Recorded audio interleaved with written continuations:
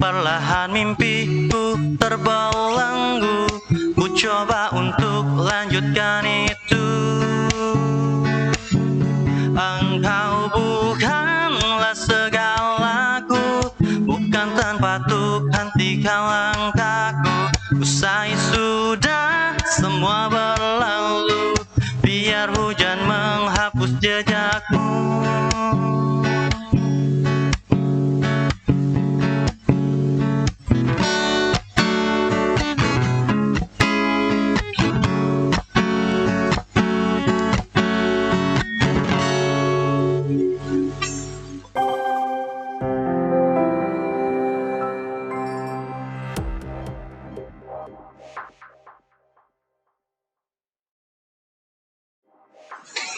Assalamualaikum warahmatullahi wabarakatuh. Selamat pagi sahabat sehat dimanapun Anda berada. Senang sekali bisa berjumpa kembali bersama Anda semua, menyapa kembali Anda dalam acara Obsesi, obrolan sehat seputar Oki. Setiap hari Senin dan Rabu pukul 9, acara ini disiarkan secara langsung dari ruang media center Revolusi KA Dinas Kesehatan Kabupaten Ogan Komering. Dan acara ini didukung oleh Bank Sumsel Bantul. Baiklah, sahabat sehat dimanapun Anda berada, bersama saya Ahmad Mudatsir dan rekan saya Ibu Zubaidah. Selama kurang lebih 1 jam ke depan kita akan berdiskusi membahas tema-tema menarik seputar kesehatan, dan pada kesempatan kali ini kita akan membahas mengenai program Jebol Pak Keswa, yaitu jemput bola pasien kesehatan jiwa. Oke, aku ya. Siapa narasumber kita pada kesempatan kali ini, Bu Zubaidah? Pada hari ini kita kedatangan Ibu Linda, dari beliau adalah pimpinan Puskesmas Mulia. Pada Ibu mungkin bila kita langsung silakan beliau untuk memperkenalkan diri ya. Terima kasih. Assalamualaikum warahmatullahi wabarakatuh. Selamat pagi kepada host acara Obsesi di hari ini, dan tak lupa juga salam sehat untuk seluruh sahabat Obsesi dimanapun berada. Jangan lupa tetap menerapkan protokol kesehatan sesuai dengan Peraturan Bupati nomor 34 tahun 2020. Jangan lupa setiap keluar rumah dan menerima tamu untuk memakai masker, kemudian cuci tangan dengan sabun dan air mengalir, kemudian jaga jarak, hindari kerumunan, dan yang terpenting adalah untuk meningkatkan imun, konsumsi makanan sehat dan olahraga teratur. Iya. Jadi terima kasih Bu Linda. Jadi sahabat sehat dimanapun Anda berada. Jadi intinya ya, kita mengingatkan kepada kita semua agar selalu menerapkan protokol kesehatan karena kita masih dalam masa pandemi, Bu ya. Dan juga kami juga tak bosan-bosan untuk mengingatkan masyarakat Oki dan sahabat Obsesi dimanapun Anda berada tentang Peraturan Bupati nomor 39, yaitu tentang penerapan disiplin dan penegakan hukum protokol kesehatan sebagai upaya pencegahan dan pengendalian coronavirus disease 2019 di Kabupaten Oki. Di mana dalam Perbuk tersebut pada bab 6 pasal 9 bahwa disebutkan Dinas Kesehatan melakukan penyuluhan sosialisasi terkait informasi atau edukasi cara pencegahan dan pengendalian COVID-19. Kemudian apa saja upaya yang dilakukan dari Dinkes dan jaringnya? Yang pertama adalah melakukan sosialisasi dan penyuluhan secara serentak oleh setiap puskesmas pada hari Jumat di wilayah kerja masing-masing. Kemudian yang kedua, melakukan penyuluhan pada kegiatan-kegiatan tertentu secara masif. Kemudian yang ketiga, penyampaian informasi melalui multimedia, di antaranya adalah melalui program Obsesi seperti yang sedang disaksikan pada saat ini, yang bisa disaksikan secara langsung lewat FB, IG, dan akun YouTube Dinkes Oki secara luas. Baiklah, sahabat Obsesi dimanapun Anda berada, dan narasumber kita Bu Linda ya. Mungkin langsung saja kita mulai perbincangan kita pada hari ini. Baik, Ya. mulai. Mungkin pertama mungkin sahabat sih banyak belum tahu ya bagaimana gambaran Puskesmas Mulyaguna ya. Jadi mungkin silakan Bu Linda untuk memperkenalkan, menggambarkan gambaran Puskesmas Mulyaguna pada sahabat sehat kita. Silakan. Selamat pagi sahabat sehat, perkenalkan kami dari Puskesmas Mulyaguna dengan Ibu Linda Aryani SKM, di mana Puskesmas Mulyaguna ini Bu adalah pengembangan dari Pustu Mulyaguna di tahun 2017. Jadi Puskesmas ini adalah Puskesmas baru Pak, kurang lebih pemekaran dari Puskesmas Puskesmas wilayah Sugiwaras Pak. Ya. Kemudian di tahun 2007 terjadi pengembangan dari Pustu akhirnya menjadi Puskesmas Mulyaguna, dan kebetulan saya juga baru Bu bertugas di Puskesmas Mulyaguna terhitung 21 Juli 2020, jadi baru 3 bulan Pak. 3 bulan, ya. Masih masa adaptasi. Iya betul. Dan Puskesmas Mulyaguna ini Pak terdiri dari 4 desa. 4 desa ya. Dengan 4 pustu dan 3 poskesdes. Karena puskesmas baru tentunya masih banyak keterbatasan dari segi SDM dan sarana dan prasarana Pak. Jadi SDM kami itu terdiri dari 17 orang PNS, 11 orang di Induk, 6 orangnya ada di desa, kemudian ada 46 orang TKS Bu, dengan 30 orang bertugas di Induk dan sisanya bertugas di desa. Baik. Jadi untuk jenis tenaga sendiri apakah cukup atau ada yang kurang? Mengenai SDM ya. Iya, sesuai dengan Permenkes 75 tentunya masih banyak kekurangan SDM Pak.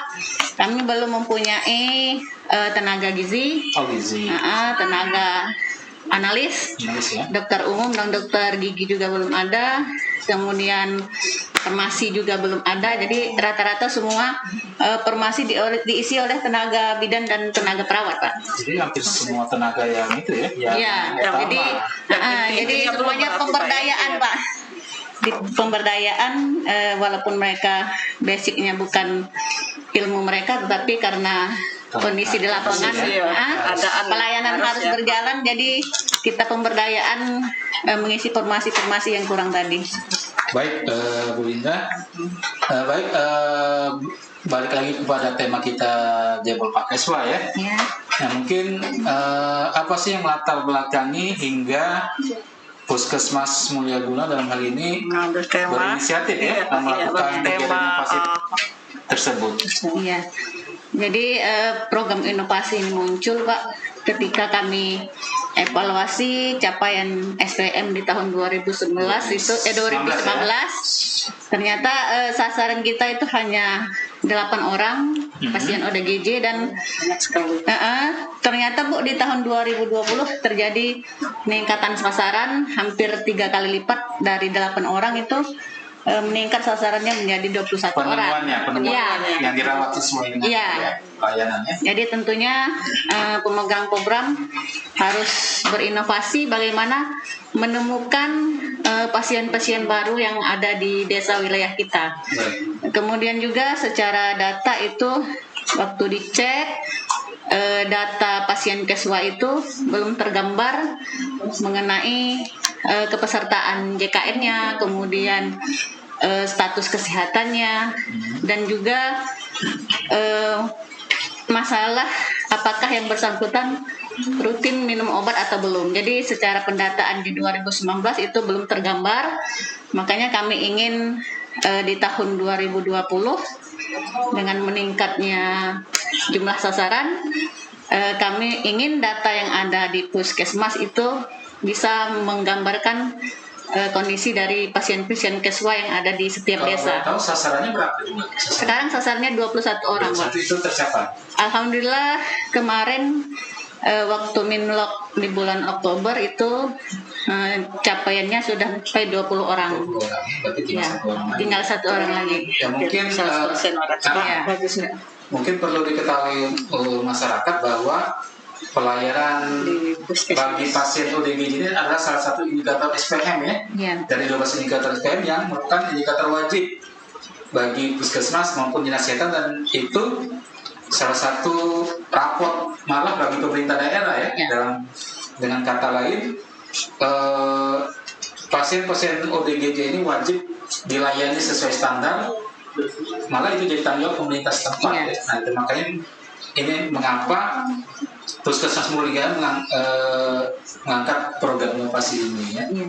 Baik. Baik, baiklah kita tanya juga Pak, kegiatan apa saja yang sudah dilakukan Bu, mengenai hasilnya bagaimana juga? Iya. Jadi di tahun 2020 ini kegiatan yang sudah kami lakukan yang pertama tentunya adalah penjaringan untuk menemukan seluruh pasien ODGJ yang ada di setiap desa. Kemudian setelah penjaringan tentunya kita lakukan pendataan tadi Bu. Iya. Apakah mereka ini sudah punya pesertaan JKN atau belum? Kemudian apakah sudah rutin minum obat atau belum? Kemudian juga kita libatkan lintas sektor untuk penanganan lebih lanjut di tingkat desa. Dan yang terakhir untuk pasien-pasien yang belum terdaftar di JKN Bu, itu kami upayakan kerjasama dengan Dinkes juga Pak. Nanti kita bantu pengusulannya, nanti akan diteruskan ke dinas sosial. Pengusulan BPJS Iya. ya.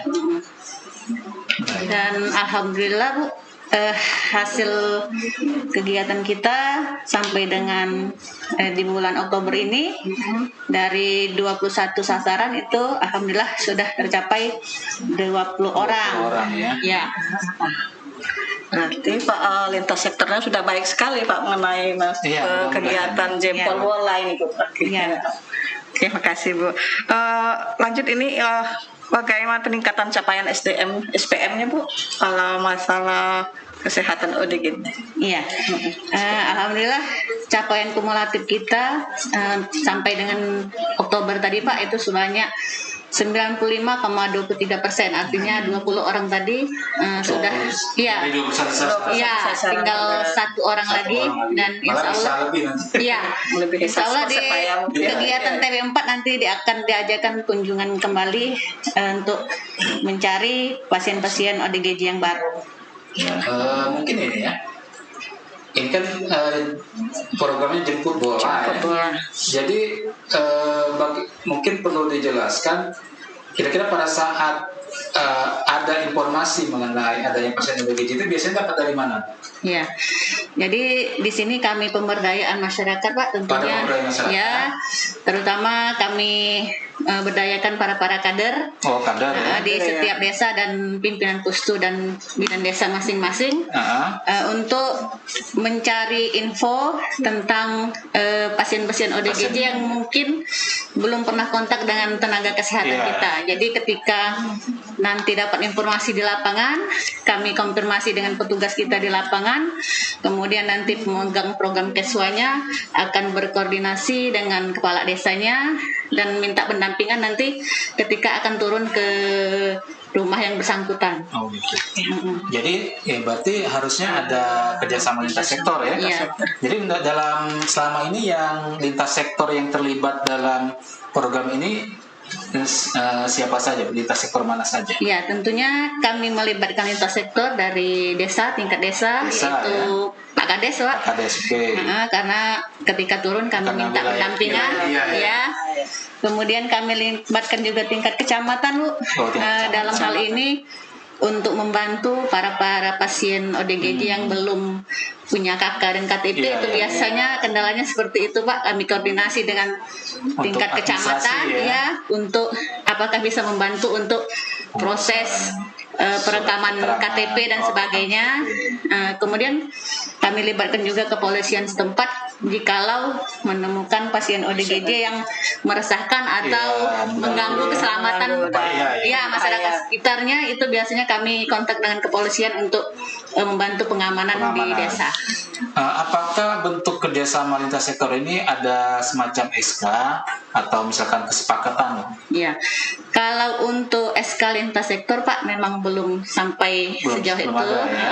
Hanya sebatas koordinasi di lapangan. koordinasi. Tapi untuk tim di puskesmas kita sudah bentuk yang dikoordinir oleh pemegang program Keswa itu sendiri. Berarti ada SK Pimpinan Puskesmas gitu ya. Iya. Iya. Jadi di tingkat sementara di tingkat lintas sektor masih berupa koordinasi ya. Nah, mungkin akan lebih baik kalau ada semacam SK lintas sektor ya. Jadi lebih mengikat semacam MOU ya. Tapi kegiatannya disambut bagus oleh ini Pak masyarakat lintas sektor ya. Masuk jalan lebih baik karena BGJ yang membahayakan ya. Iya Pak. Kalau tidak melibatkan aparat keamanan ya. Keamanan masyarakat juga ya. Nah kemudian di area itu sudah ada SK tim ya, tim di tingkat puskesmas. Nah itu tim ini berisi tenaga apa saja? Iya, karena di kita itu hanya ada tenaga bidan dan perawat. Jadi diisi oleh tenaga bidan dan perawat itu tadi. Iya, sebenarnya seidealnya harus ada dokter. Ada dokter, ya. Ada dokter, mungkin ada psikolognya Pak. Iya, ada farmasinya. Tapi karena keterbatasan. Iya, jadi hanya diisi oleh bidan dan perawat saja Pak. Jadi tugasnya harus serba bisa. Iya, serba bisa di lapangan.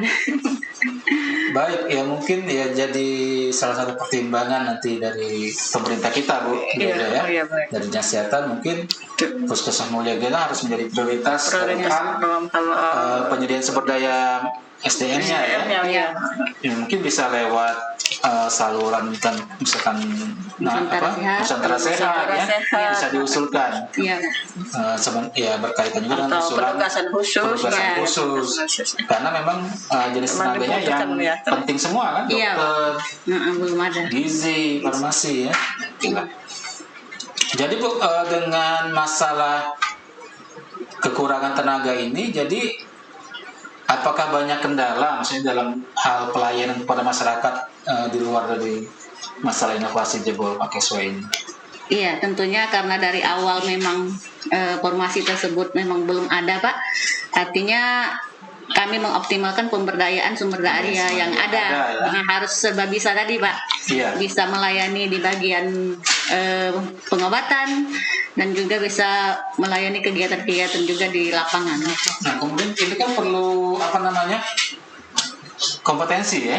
Walaupun itu apakah ada semacam pelatihan ataukah ada pendelegasian dari misalkan dia kan seorang yang harus melakukan diagnosa pemeriksaan itu kan dokter kan, sementara yang kita dilakukan di sini perawat dan juga yang lain misalkan farmasi. Nah itu apakah ada untuk legalisasinya punya pendelegasian khusus atau di bawah tanggung jawab siapa itu? Iya, tentunya secara aturan harus ada pendelegasian khusus Pak terhadap tenaga-tenaga pelayan kesehatan kita, yakni koordinasi dengan dokter setempat, bisa juga lewat SK pimpinan puskesmas pendelegasian bahwa yang bersangkutan melaksanakan tugas di ruangan pelayanan seperti itu. Ya, karena itu memang di luar dari kompetensi dia kan. Ya seharusnya ada pelatihan atau semacam itu ya. Baiklah, Bu Linda dan Bu Zubaidah, kita akan menarik ya diskusi tentang jebol pakai Keswa ini. Mungkin kita akan lanjut lagi diskusi ini, tapi para sahabat obsesi, selanjutnya kita ikuti dulu tayangan live music berikut ini.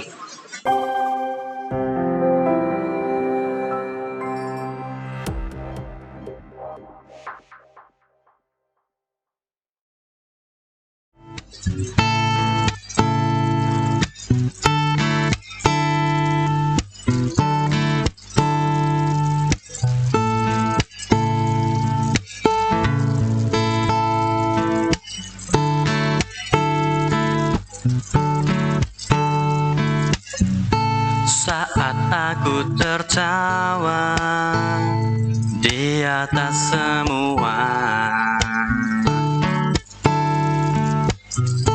saat aku menangis di kesedihanku, aku ingin engkau selalu ada. Aku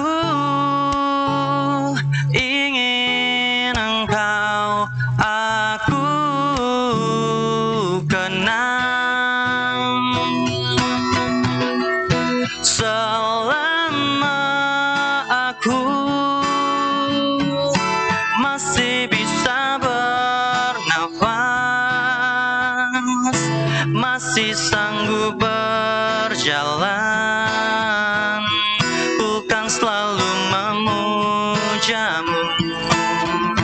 Meski ku tak tahu lagi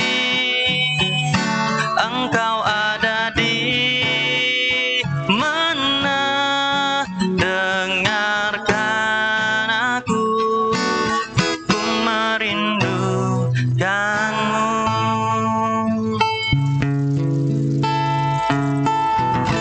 Saat aku mencoba merubah segalanya,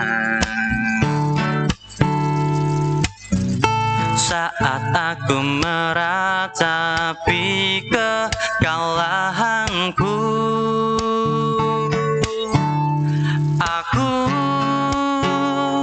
ingin engkau selalu ada.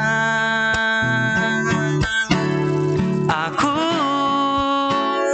ingin engkau aku kenal. Selama aku masih bisa bernafas, masih sanggup berjalan, bukan selalu memujamu. Meski ku tak tahu lagi engkau ada di mana, dengarkan aku, ku merindukanmu. Dengarkan aku, ku merindukanmu.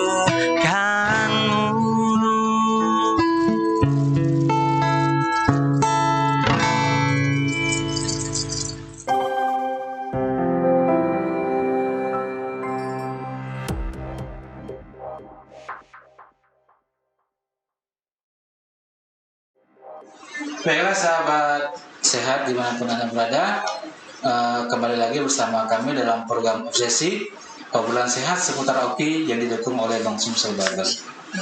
Nah, baiklah Bu Zubaida dan Bu Linda, kita lanjut lagi diskusi kita mengenai jemput bola pasien kesehatan jiwa ini. Jadi dalam pelaksanaan ini udah hampir 1 tahun berarti ya? Iya.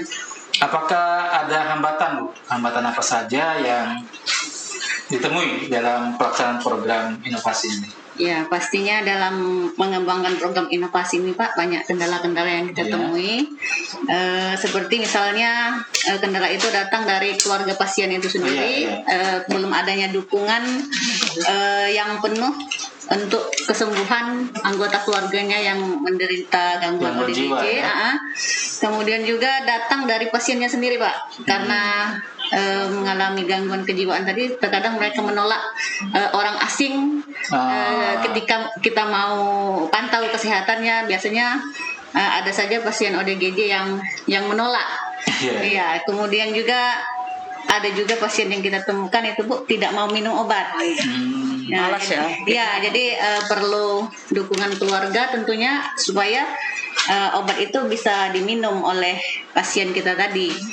Dan juga hambatannya Pak tentang ketersediaan obat. Obat ya? Obat Keswa ini terkadang belum mencukupi kebutuhan pasien-pasien ODGJ yang ada di wilayah kita Pak.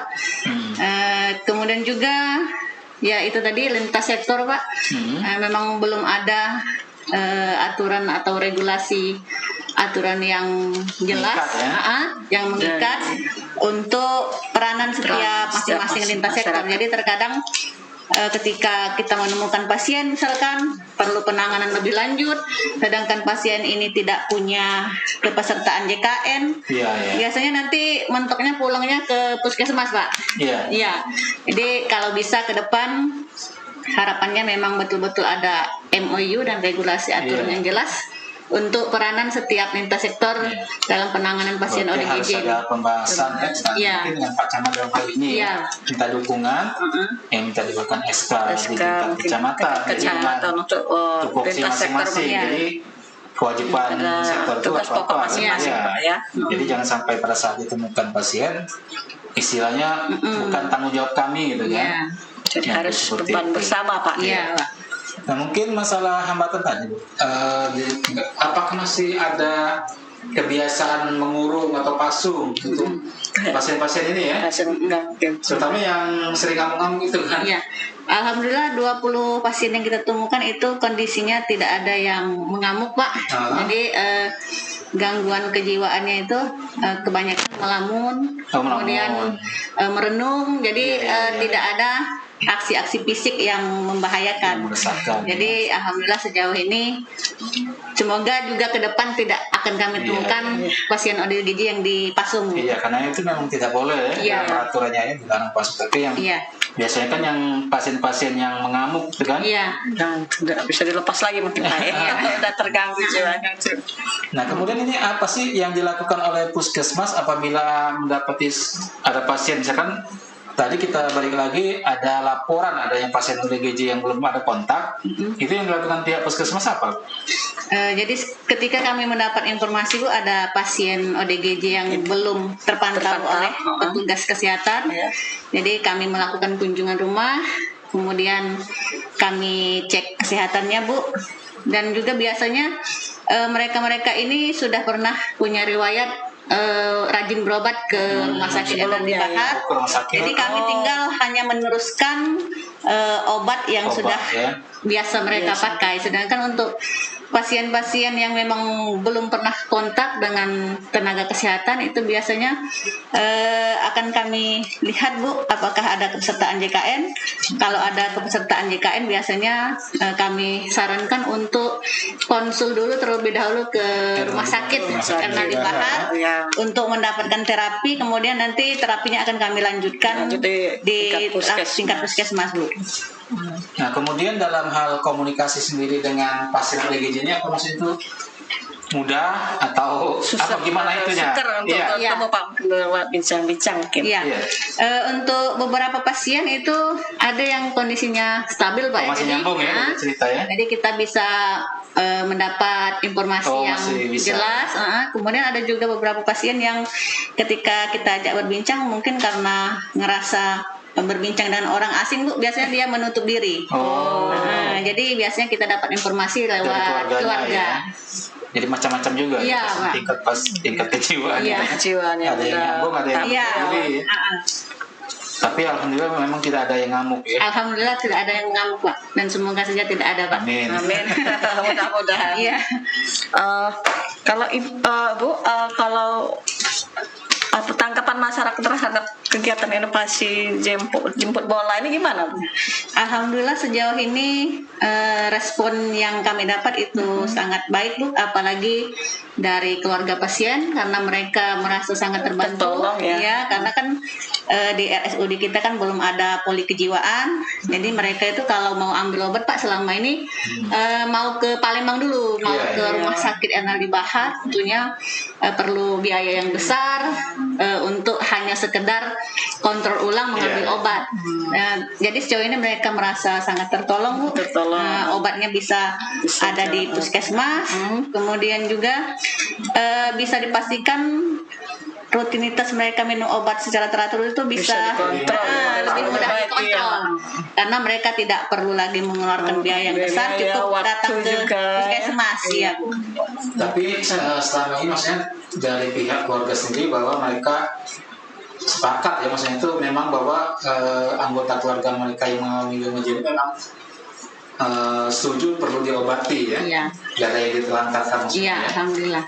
Iya. Berarti disambut bagus ya Pak. Iya, ya, ada yang beberapa mungkin di tempat lain kan banyak yang merasa nggak perlu diurus lagi kan karena dianggap suatu tukang lah kadang-kadang kan. Karena yang kami temukan Pak biasanya pasien-pasien yang rutin minum obat itu Bu, ketika dia tidak meminum obat maka gejala-gejala Muncul lagi. kejiwaannya akan muncul lagi seperti susah tidur, Lebih parah, kemudian gelisah. Makanya mereka sangat tergantung Terbantu, sekali ya dengan Merasa butuh lah. ya, karena ketika obatnya tidak diminum Bu, gejala-gejala psikis itu akan Timbul lagi. muncul. Iya. Merepotkan keluarga juga. Iya, makanya alhamdulillah responnya sejauh ini sangat baik untuk dalam hal pemantauan minum obat untuk pasien-pasien yang memang sudah secara rutin mengambil obat di Rumah Sakit Enaldi Bahar. Oke. Kalau masalah kegiatan puskes Bu, kita masa pandemi COVID ini bagaimana? Misalnya kegiatan puskesmas ke posyandu atau lapangan, kira-kira ada hambatan atau tetap jalan itu? Iya, tentunya di tengah era pandemi ini Bu, kita punya keterbatasan untuk kontak dengan masyarakat ya. karena di tengah pandemi ini tentunya kita harus tetap selalu menerapkan protokol kesehatan. Jadi kami memastikan ketika ada kegiatan di lapangan Pak, misalkan di posyandu, itu poin-poin protokol kesehatan harus ada, seperti tersedianya tempat cuci tangan, kemudian petugas dan masyarakat yang hadir itu harus memakai masker, kemudian juga kita atur posisi duduknya, tidak boleh Berjarak, berdekatan, ya? harus minimal berjarak 1 meter. Kemudian kami pastikan juga dikasih penyuluhan bahwa yang terpenting itu adalah menjaga daya imun tubuh kita dengan makan yang sehat, olahraga teratur, dan yang pasti positive thinking, Pak. Iya. Jadi intinya semua kegiatan tetap dilakukan, Iya, lakukan, terutama ya di utamakan. masyarakat ya, Iya. posyandu, pospindu, lansia, tapi Iya, tetap semuanya. dengan menerapkan protokol kesehatan. Iya. Karena memang program kita harus tetap jalan ya, Iya. masyarakat juga tetap butuh pelayanan. Iya. Tapi walaupun dengan masa pandemi, jadi tidak menghambat Pak. tidak menghambat, Tetap berjalan. tapi Iya. dengan catatan protokol kesehatan. Iya, Pak. Baik sekali Bu. Iya, Pak. Terima kasih. Baik, Bu Linda. Kemudian ini untuk puskesmas sendiri, karena Bu Linda juga baru 3 bulan ya. Nah, kira-kira harapan ke depan untuk puskesmas Mulia Guna ini seperti apa? Ya, tentunya harapan kami semoga ke depan keterbatasan kami dalam hal sarana dan prasarana dan SDM tidak mengurangi baiknya pelayanan kami di masyarakat. Kemudian semoga usulan-usulan kami Pak untuk tenaga SDM dan sarana dan prasarana bisa terpenuhi dan direalisasikan. Iya. Kemudian mungkin masalah sarana prasarana tadi kira-kira bisa disebutkan Bu, yang kira-kira sarana prasarana yang memang belum ada, yang diharapkan bisa dipenuhi oleh Dinas Kesehatan. Ya, tentunya yang menjadi acuan kita adalah Permenkes 75 itu ke depan. 43 sekarang ya? Iya, 43 Pak ya. Sekarang 75 Pak ya. Jadi 43 Permenkes 43 itu banyak alat-alat kita yang belum sesuai standar. Kemudian juga SDM-nya tadi Pak, belum ada tenaga dokter, baik dokter umum dan dokter gigi, tenaga gizi, tenaga analis, tenaga farmasi, rata-rata semuanya belum ada, hanya diisi oleh tenaga bidan dan perawat semua Pak. Jadi tenaga sih yang paling penting. Iya. Kalau bangunan itu masuk baru ya. Iya. Bangunan. Kalau masalah sumber air bersih sendiri bagaimana? Sumber air bersih sejauh ini dari sumur bor, Pak. Sumur bor ya, Iya. itu berfungsi dengan baik. Iya, alhamdulillah dengan tekmon yang besar kemarin karena baru Pak, jadi Iya. alhamdulillah sesuai dengan kondisi kita yang sekarang.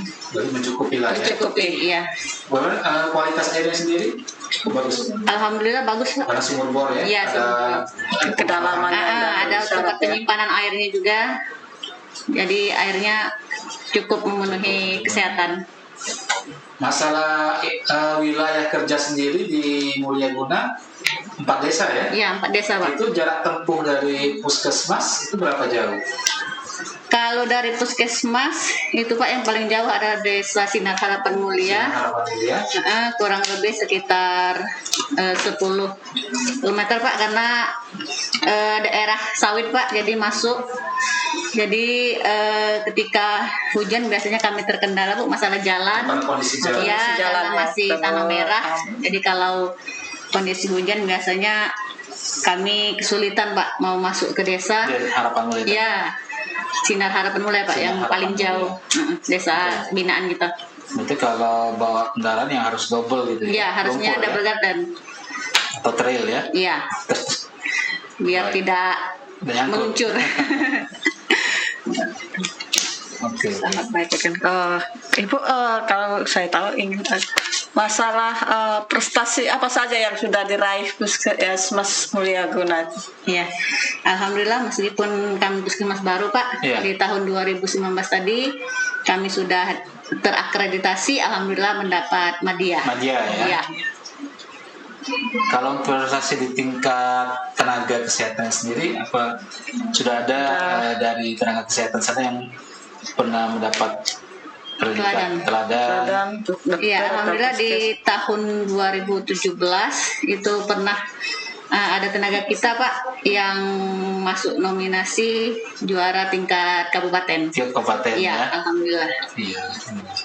Jadi ya walaupun puskesmas baru ya tetap harus semangat ya. optimis. Iya, betul. Tidak kalah dengan Puskesmas yang Iya, lain-lain lama ya. ya kan umurnya masih muda. Iya. Berbagai, malah itu harus lebih memacu Iya. motivasi ya. Iya, Pak. Harus membuktikan diri bahwa kita bisa juga bisa mampu seperti puskesmas Puskesmas yang lain. Iya. Baik, Bu Linda dan sahabat obsesi, kemudian berkaitan dengan manajemen kepemimpinan mungkin ya. Mungkin Bu Linda sebelumnya sudah pernah menjabat juga di Puskesmas Sugiwaras dan kemudian sekarang sudah di Puskesmas yang baru. Kira-kira apakah punya kiat-kiat khusus dalam memimpin, menjaga kekompakan, karena kita tahu bahwa setiap staf itu berbeda ya sifatnya. Nah, kira-kira apa sih kiat-kiat dalam menjaga kekompakan dan kebersamaan staf dalam hal ini puskesmas? Iya, tentunya berawal dari pimpinannya dulu Pak. Iya, iya. Jadi saya menyadari betul bahwa saya ini adalah manusia biasa, Iya.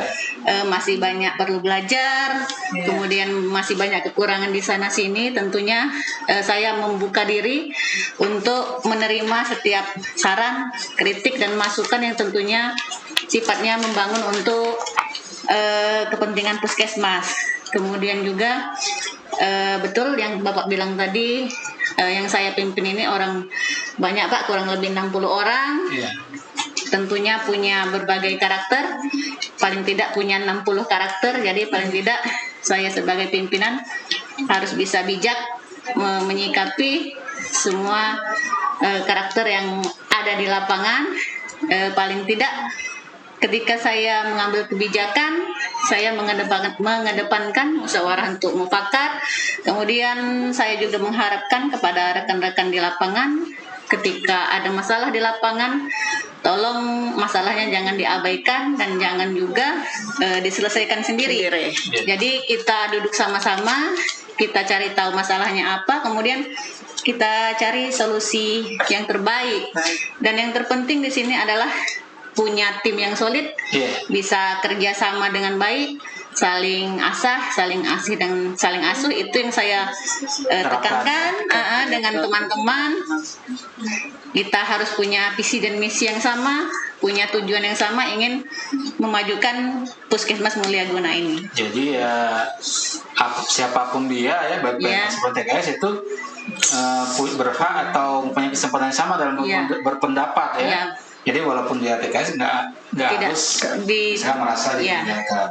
Haknya sama. Iya, jadi mungkin satu hikmah atau yang bisa kita tangkap di sini bahwa menurut Bu Linda setiap masalah harus diselesaikan secara bersama-sama ya.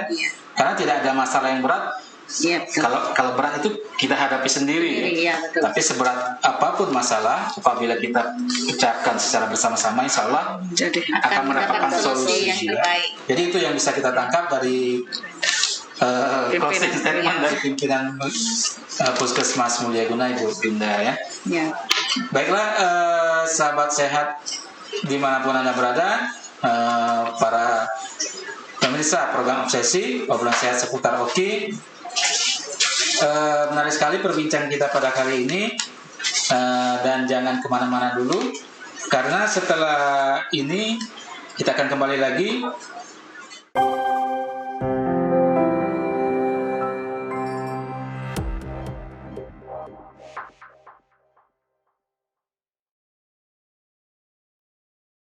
Halo semuanya, dalam video ini gue akan bahas mengenai gangguan jiwa.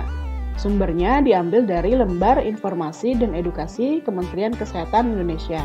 Semoga bermanfaat untuk kita semua ya. Apa itu gangguan jiwa? Gangguan jiwa adalah sekelompok gejala yang ditandai dengan perubahan pikiran, perasaan, dan perilaku seseorang yang menimbulkan disfungsi dalam menjalankan kehidupan sehari-hari. Apa yang dirasakan jika mengalami gangguan jiwa? Mereka yang mengalami gangguan jiwa akan merasa stres, tidak nyaman, dan menderita dengan gejala yang dirasa. Selain itu, kehidupan personal seperti kemampuan mengurus diri dan kehidupan sosial seperti komunikasi dengan teman akan terganggu. Performa pekerjaan, pendidikan, dan produktivitas juga menurun. Siapa saja yang dapat mengalami gangguan jiwa? Semua orang bisa mengalami gangguan jiwa dengan intensitas ringan maupun berat. Dikatakan bahwa 1 dari 4 orang beresiko mengalami gangguan jiwa dengan rentang usia dan latar belakang apapun. Apa penyebab dari gangguan jiwa? Diduga penyebab gangguan jiwa terdiri dari beberapa faktor, yaitu biologis. Zat kimia di otak seseorang yang mengalami gangguan jiwa tidak seimbang. Faktor genetik juga berperan dalam munculnya gangguan jiwa, walaupun tidak selalu diturunkan dari ayah atau ibu ke anak langsung. Psikologi. Perkembangan dan pola asuh sedari kecil menjadi salah satu faktor juga. Begitu pula dengan masalah hidup yang dapat menjadi pemicu munculnya gangguan jiwa. Sosial. Contohnya adalah pergaulan dan peraturan dari adat istiadat tertentu. Apa saja gangguan jiwa yang sering ditemui? Ansietas. Perasaan cemas, tidak menyenangkan, atau khawatir tanpa sebab yang jelas. Biasanya disertai gejala fisik seperti jantung berdebar, sesak nafas, mual, keringat dingin, dan lain sebagainya. Depresi.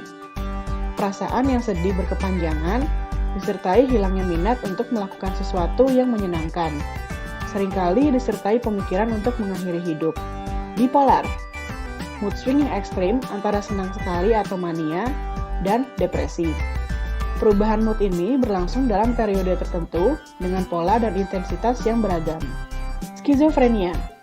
Penderita skizofrenia mengalami halusinasi, yaitu mendengar, melihat, atau merasakan sesuatu yang sebenarnya tidak ada, dan juga mengalami waham, yaitu sebuah keyakinan yang salah, namun dianggap benar dan tidak bisa dipatahkan. Misalnya, merasa sedang dimata-matai, atau merasa ada orang yang akan mencelakai dirinya. Bagaimana penanganan gangguan jiwa? Penanganan gangguan jiwa yang ideal adalah kombinasi dari obat atau farmakoterapi, psikoterapi, dan dukungan sosial. Apakah penderita gangguan jiwa bisa sembuh?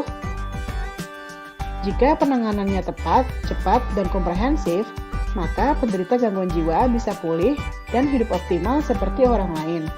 Jadi, jangan berkecil hati jika mengalami gangguan jiwa. Kenali, tangani, dan kelola.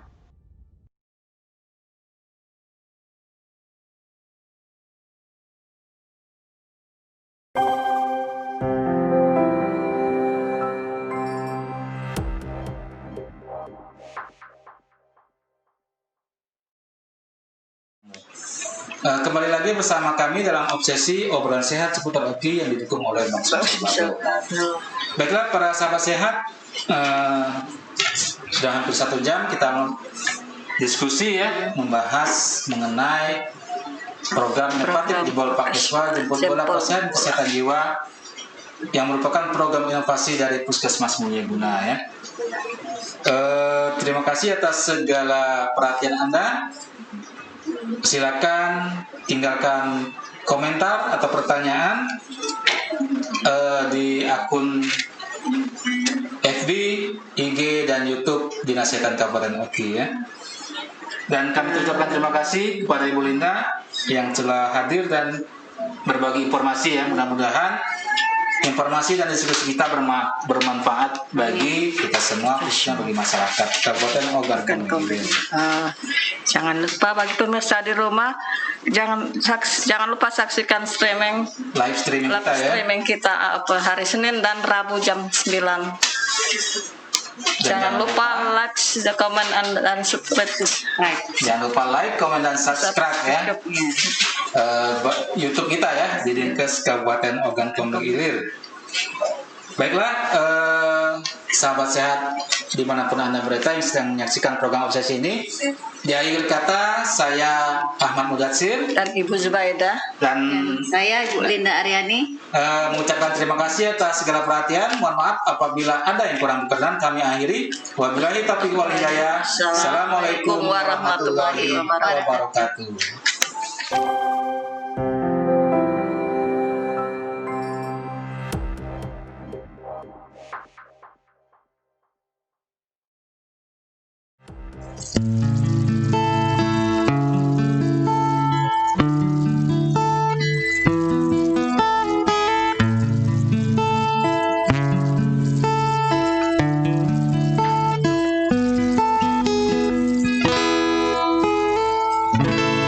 Ku terima suratmu, telah ku baca dan aku mengerti betapa merindunya dirimu akan hadirnya diriku di dalam hari-harimu bersama lagi. Kau bertanya padaku, kapan aku akan kembali lagi? Katamu kau tak kuasa melawan gejolak di dalam dada yang membara menahan rasa pertemuan kita nanti. Saat kau ada di sisiku, semua kata rindumu semakin membuatku tak berdaya menahan rasa ingin jumpa. Percayalah padaku, aku pun rindu kamu. Ku akan pulang melepas semua kerinduan yang terpendam.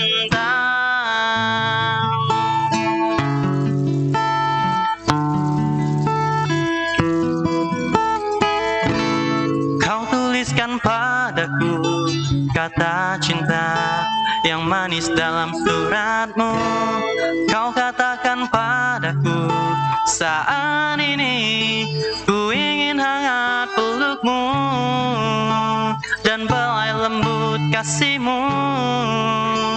Takkan ku lupa selamanya. Saat bersama dirimu, semua kata rindumu semakin membuatku tak berdaya menahan rasa ingin jumpa. Percayalah padaku, aku pun rindu kamu. Ku akan pulang melepas semua kerinduan yang terpendam. Jangan katakan cinta menambah beban rasa. Sudah simpan saja sedihmu itu. Ku akan datang.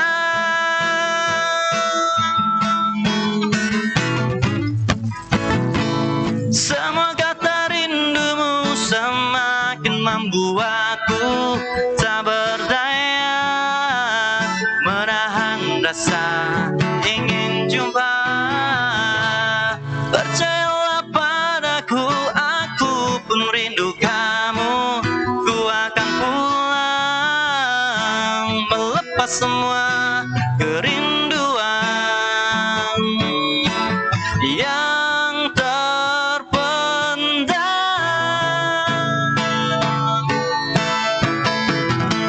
Semua kata rindumu semakin membuatku tak berdaya menahan rasa ingin jumpa.